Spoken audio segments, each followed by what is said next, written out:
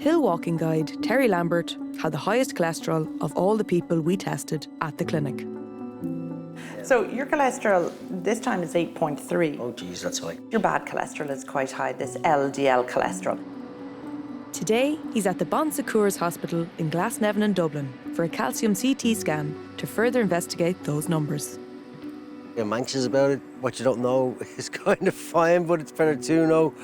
So when you go to any sort of test, especially medical test, you just hope it's good news. So slightly apprehensive about going in. You're having a calcium score today. So basically we're looking at the coronary arteries that supply your heart for any calcium deposits. This is basically a spinning X-ray tube. And if you can imagine, calcium is quite dense and it stops X-rays going through, so they show up really brightly on our scan. It's really easy, nothing to take a couple of minutes. Cardiologist Dr. Angela Brown will now review Terry's scan. And do you smoke? I smoke, yeah. How many do you smoke? On and off, I averagely 15 a day. Have you tried to stop? I have, a few times, miserably. Your cholesterol was high, 8.3, so Yeah, that's it's very very high. high, yeah. And the bad cholesterol is also very high, in particular the LDL, which the bad cholesterol is 5.7.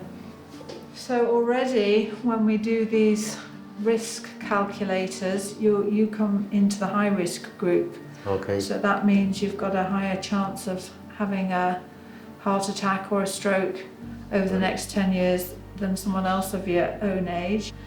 So then you had the calcium score just to further kind of, I suppose, confirm what we already know in a way. Your calcium score was 112.2.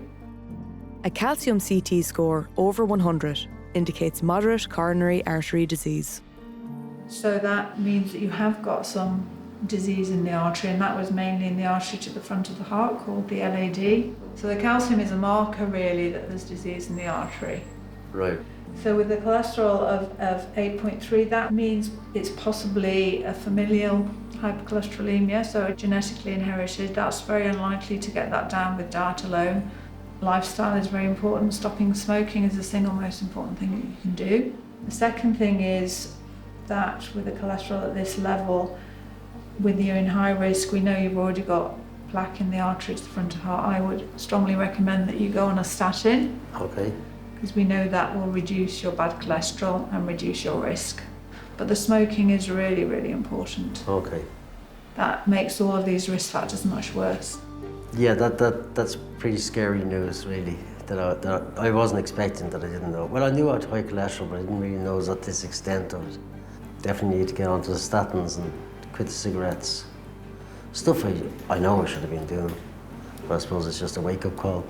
The good news is that, you've got coronary disease, 80% of it is preventable, so you've got time to change all of that. Yeah. So you're investing in the future, so you can make a big difference now. It was quite stark, it was quite hard-hitting. She was a very good consultant, and she didn't put any frills on the bad news. You're in a high risk of having a heart attack in 10 years' time, which is about the scariest news you could give anybody. Realising that you have to make lifestyle changes, and some of them are going to be hard, but if you want to be around for the next 10, 20 years, there's no shortcut. Monday at 9 on Virgin Media One and Virgin Media Player.